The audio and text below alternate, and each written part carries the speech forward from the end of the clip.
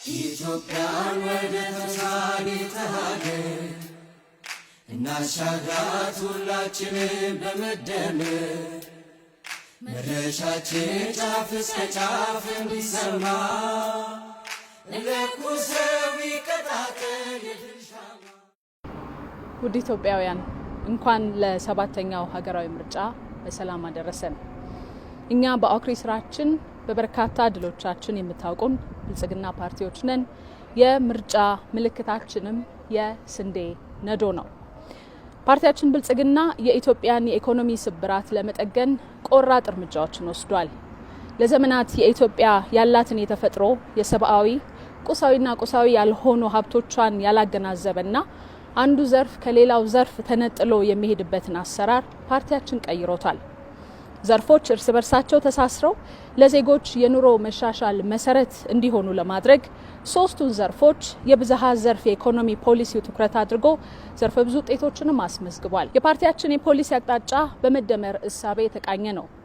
ይህም ውጤታማ ያልሆኑ አሰራሮችን ሰብሮ የሚወጣ የፈጠራ መንገዶችንም የሚከተል ነው። የማዕድን ዘርፍ ከብዙ ውስብስብ ችግሮቹ ለማላቀቅ ውጤታማ ስትራቴጂን ፓርቲያችን ተከትሏል። ሀብቱ የጥቂቶች መጠቀሚያ ብቻ ከመሆን ወጥቶ ለሀገርና ለሕዝብ ተጠቃሚነት እንዲውል አዲስ የሕግና የተቋም ማዕቀፍንም ዘርግቷል። ከወርቅ የሚገኘውን ገቢ በብዙ እጥፍ አሳድጓል።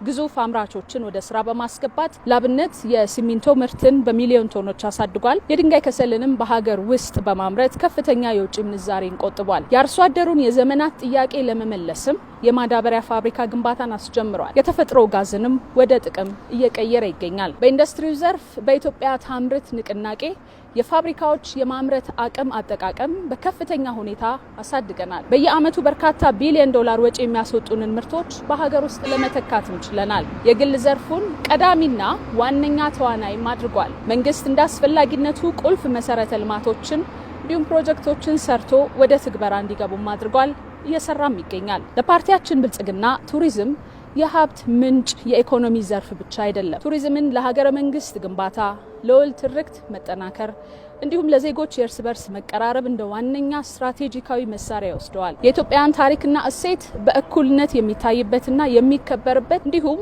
ለዘላቂ ሰላም ግንባታ ዋነኛው መሰረት እንዲሆንም ተደርጓል። የገበታ ለሸገር፣ የገበታ ለሀገርና የገበታ ለትውልድ ፕሮጀክቶች የኢትዮጵያን አኩሪ ሀብቶች ተረስተው በአቧራ ከተዋጡበት ወደ አኩሪ የትውልድ አሻራነት እንዲቀየሩ አድርጓል። እንደ ወንጪ፣ ኮይሻ፣ ሀላላ፣ ጎርጎራ፣ ጨበራ፣ ቤኑና፣ ሸቤሌ ሌሎችም በጣም በርካታ መዳረሻዎች ቁልፍ መሰረተ ልማቶችን አብሮ በመያዝ የአካባቢው ማህበረሰብ በስራ እድልና በኢኮቱሪዝም ልማት ተጠቃሚ እንዲሆን ማድረግ ተችሏል። ነባሮቹ ቅርሶቻችን ከተጋረጠባቸው በርካታ የህልውና አደጋ ለማዳን የተሰራው ስራም በብልጽግና በስኬታማነት የሚገለጽ ነው። ኢትዮጵያን የኮንፈረንስ ማዕከልነት ለማድረግ የተሰራው ውጤታማ ስራም እውነተኛ የዲፕሎማሲ ማዕከልነታችንን ያረጋገጠ ነው። ኢትዮጵያ ከኮቪድ ወረርሽኝ ወዲህ በቱሪዝም ዘርፍ በፍጥነት ካገገሙ ሀገራት መካከል ከአፍሪካ ቀዳሚ ሆና እንድትመዘገብም ማስቻል አንዱ የብልጽግና የዘርፉ ስኬት ነው። በሚቀጥሉት 5 ዓመታት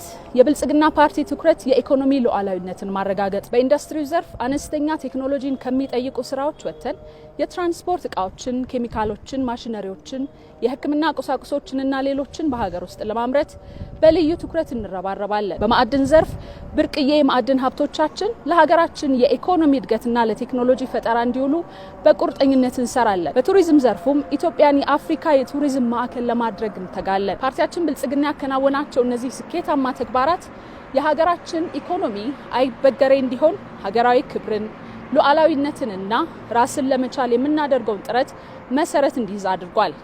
እኛ በቃላት ብቻ ሳይሆን በስራና 1 2 3 ተብሎ በተጨባጭ በሚቆጠር ውጤት የታጀበ ለዛሬ ብቻ ሳይሆን ለትውልድ የሚኮራበትንም ስራችንን በማምጣት የምታውቁን ብልጽግናዎች ነን።